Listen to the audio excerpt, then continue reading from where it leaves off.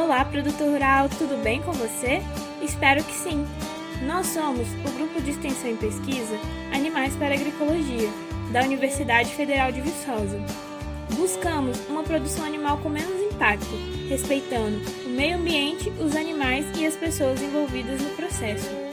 Prezamos por uma produção sustentável e que prioriza o melhor aproveitamento dos recursos presentes na sua propriedade. E queremos convidar você a caminhar junto a nós nesse aprendizado.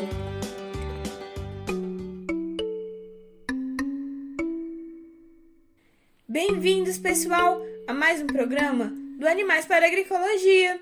Hoje falaremos um pouco sobre manejo de bezerros e vacas pré-parto. Escolha do sêmen. O primeiro passo na criação de um animal saudável é a escolha certa do sêmen. Mesmo que o produtor opte por inseminação artificial ou por monta natural, é importante que se observe o tamanho do touro que se está escolhendo em relação à vaca, pois muitas vezes isso não é considerado e touros muito grandes acabam gerando bezerros muito grandes, ocasionando uma dificuldade da vaca expulsar o bezerro no momento do parto. Esse bezerro terá um parto sofrido, que além de gerar prejuízo à saúde da vaca, também poderá gerar prejuízo para o animal nascido, pois caso seja uma fêmea, será influenciado negativamente na sua produção futura. Nutrição. Um outro fator muito importante de se atentar é a nutrição da vaca no período pré-parto.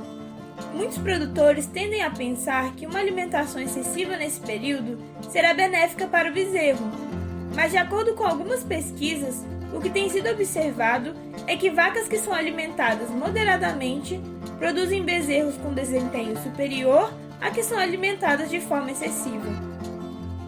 A explicação disso está no desenvolvimento da placenta. No final da gestação, a placenta de uma vaca gorda para de crescer, enquanto a placenta de uma vaca alimentada moderadamente continua crescendo, dando toda a capacidade para que o feto se desenvolva normalmente. Por outro lado, uma alimentação escassa também irá prejudicar o desenvolvimento fetal. Sendo assim, é importante se atentar à nutrição correta, em quantidades suficientes para não só melhorar o desenvolvimento do bezerro, como prevenir problemas metabólicos na vaca do pós-parto, como por exemplo, a cetose e a hipocalcemia. Dessa forma, é muito importante que o produtor conheça seu rebanho e, com a ajuda de um profissional, acompanhe o score corporal de seus animais, se atentando às necessidades de cada raça. Temperatura.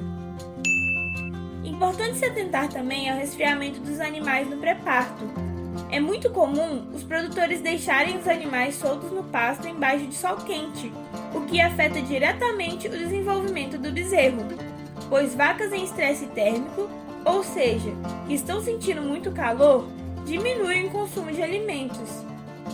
Dessa forma, é muito importante que as vacas nesse período tenham acesso a lugares frescos e sombreados, com fácil acesso à água fresca. Ambiente ideal para gestação e parto. O ideal é que se separe as vacas gestantes das demais em piquetes preparados para o pré-parto, para que dessa forma facilite o acompanhamento do animal durante a gestação e durante o parto.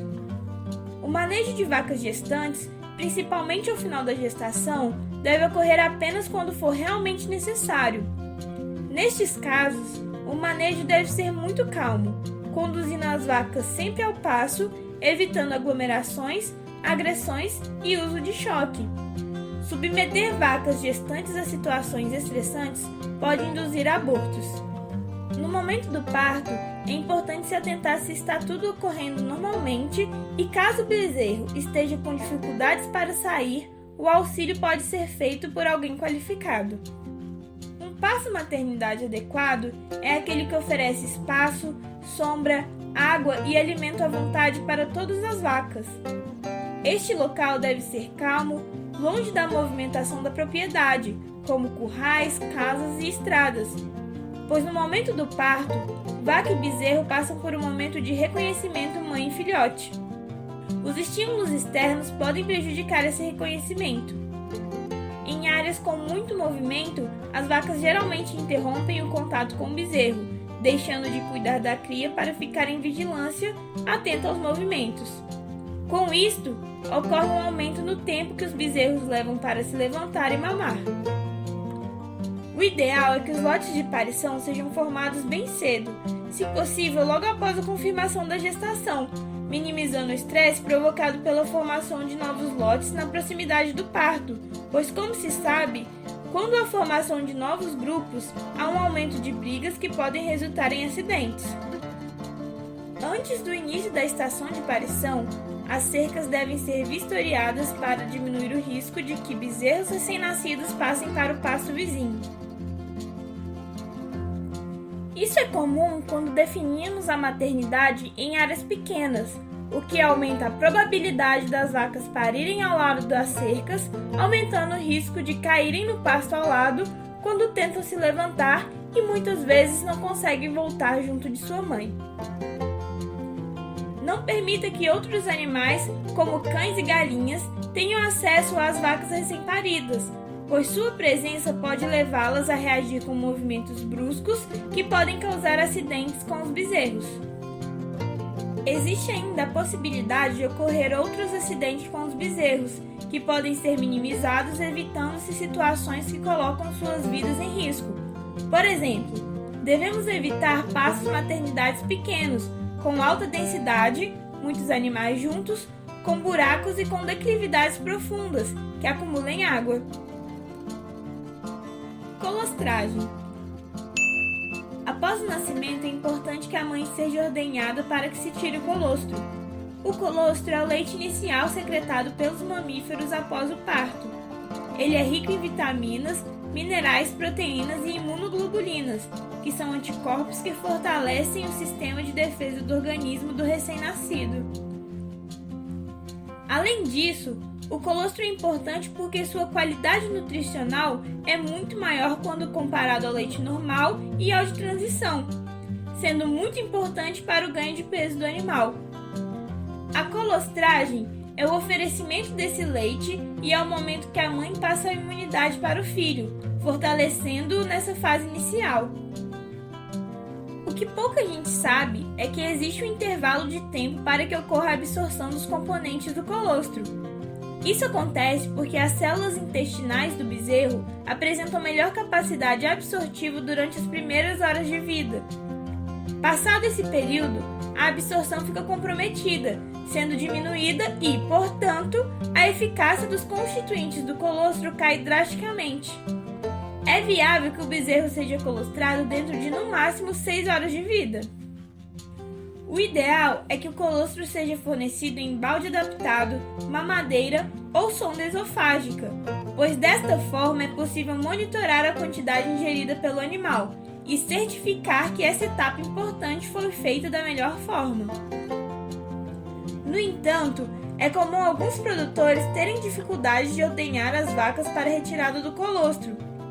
Nesses casos, pode-se permitir que o bezerro mame diretamente da mãe, sendo importante observar o tempo em que o bezerro estiver tomando colostro para, caso seja necessário, complementar depois.